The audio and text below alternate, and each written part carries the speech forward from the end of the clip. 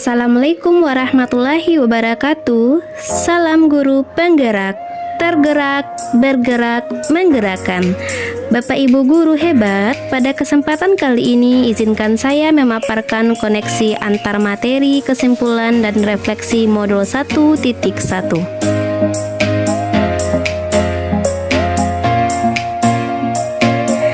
Saya akan merefleksikan diri saya dalam melalui 3 pertanyaan berikut. Yang pertama, apa yang saya percaya tentang murid dan pembelajaran di kelas sebelum saya mempelajari modul 1.1?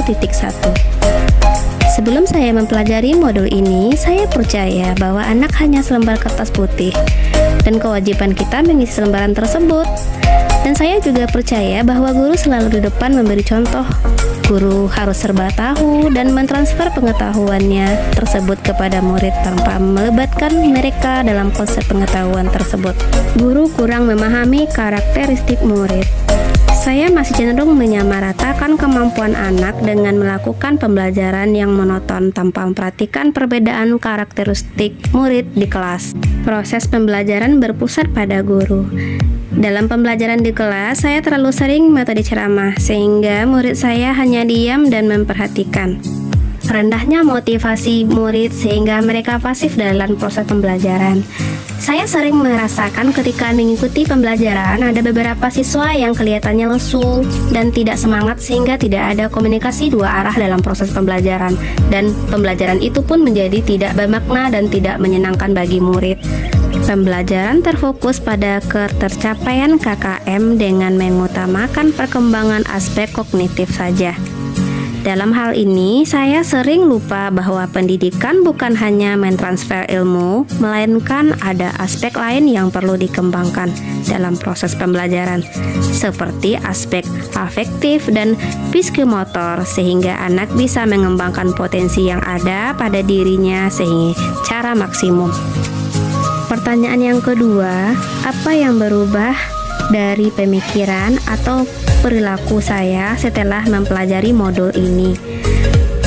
Berubah dari segi pemikiran yang pertama, pembelajaran yang berpusat pada murid.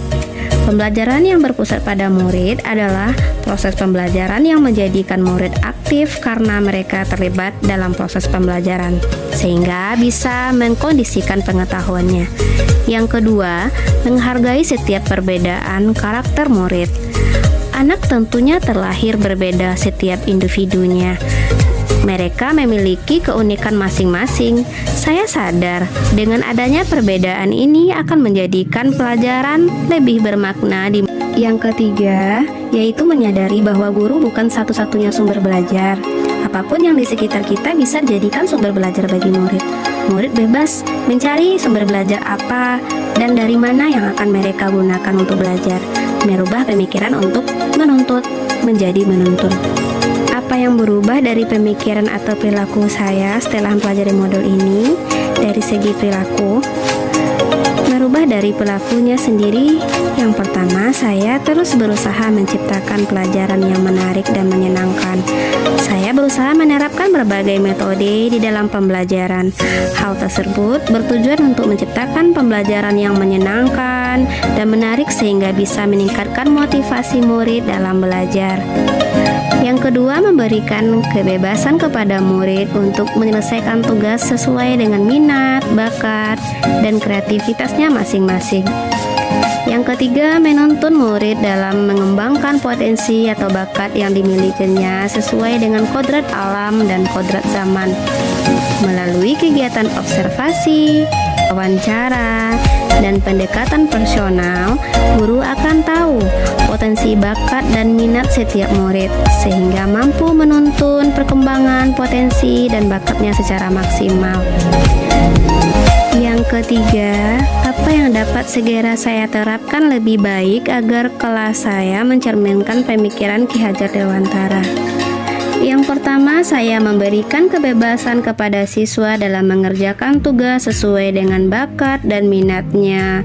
Siswa bebas untuk berpendapat dan mencari sumber belajar manapun. Yang kedua, merancang pembelajaran yang menyenangkan, membuat siswa merasa nyaman belajar sehingga pembelajaran lebih mudah dipahami. Yang ketiga, menerapkan sistem AMONG atau pendidikan yang menuntun bukan menuntut. Dan yang keempat, pembelajaran sesuai kodrat alam dan kodrat zaman. Mendidik sesuai dengan kodrat alam yang dimiliki anak supaya mampu memberikan tuntunan dan perilakuan sesuai kodratnya. Pembelajaran lebih menyenangkan dan tetap terbuka dan mengikuti perkembangan yang ada.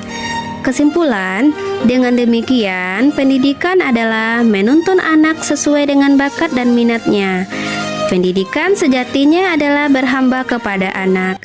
Pendidikan yang harmonis dengan konsep sistem AMONG atau memberi teladan, membangun motivasi dan memberi dorongan, dan perlunya menanam budi pekerti yang baik dalam pendidikan. Terima kasih. Assalamualaikum warahmatullahi wabarakatuh.